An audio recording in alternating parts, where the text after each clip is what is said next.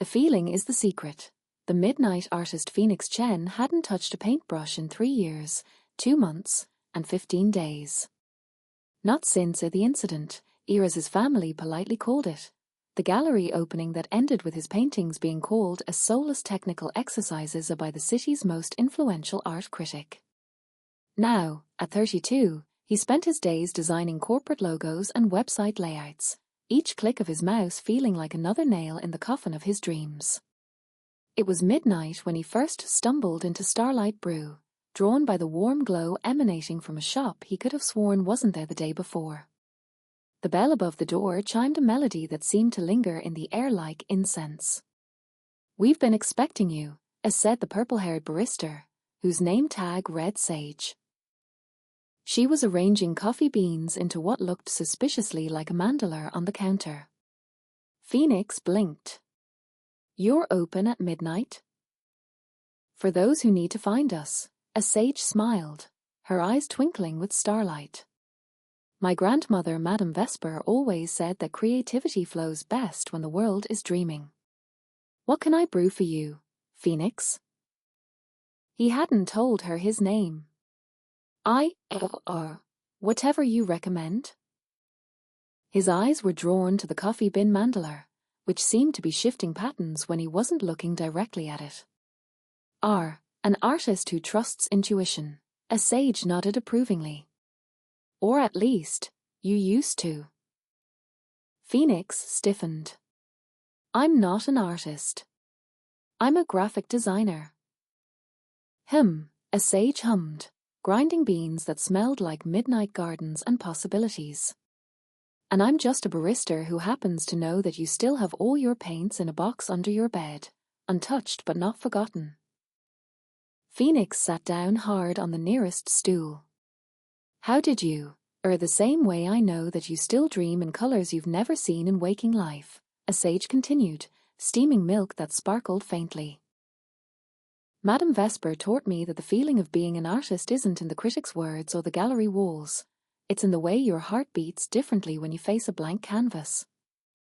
She placed a cup before him that seemed to contain the entire universe in liquid form, swirling with deep purples and scattered starlight. "What is this?" he whispered. "We call it the Dreamer's Brew. But before you drink it, tell me, what did it feel like, in those moments when the painting painted itself through you?" Phoenix closed his eyes, the memory washing over him unbidden. Like being underwater but breathing perfectly. Like time stopped existing. Like my hands knew secrets my mind had never learned. "That feeling," Sage said softly, "is the only truth that matters. Not the reviews, not the sales, not the opinions. My grandmother would say that to reclaim your art, you must first reclaim that feeling." "How?" The word came out more desperately than he intended. "Tonight, when you go to bed, don't try to visualize paintings or success. Feel that underwater sensation again. Feel your hands moving with confident joy. Feel the colors singing through you. Feel it until you forget it's just a memory." Phoenix took a sip of his drink and gasped. It tasted like liquid courage and midnight inspirations. That night, lying in bed, he did as Sage suggested. Instead of his usual litany of self-doubt, he sank into the feeling of being in perfect flow. His body remembered the sensation of standing before a canvas without fear, of colors and forms emerging through him like music. He did this every night for weeks, returning occasionally to Starlight Brew for more of Sage's mysterious concoctions and cryptic wisdom. Sometimes the shop seemed to change locations, but he always found it when he needed to. One night, unable to sleep, he pulled out the box of paints from under his bed.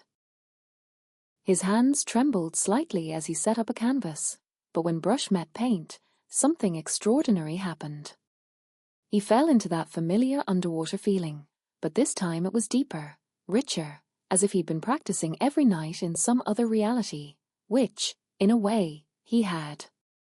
He painted until dawn, and when he finally stepped back, he saw something on the canvas that made his heart stop. It wasn't just a painting.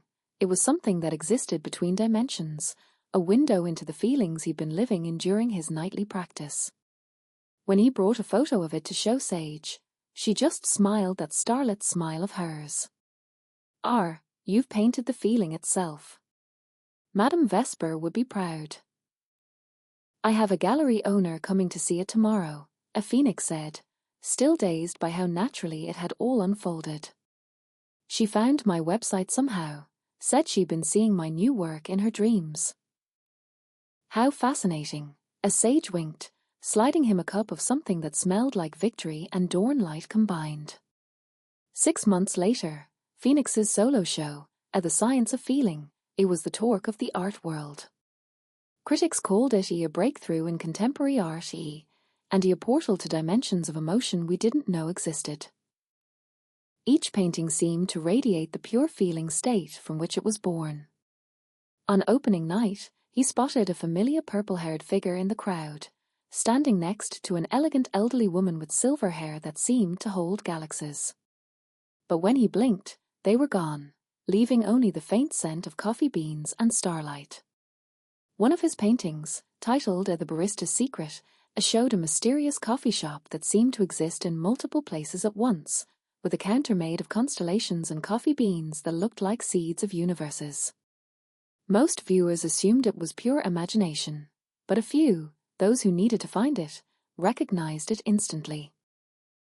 And somewhere in the city, in a coffee shop that changes locations like the phases of the moon, Sage arranges her coffee bean mandala and waits for the next dreamer ready to remember who they really are.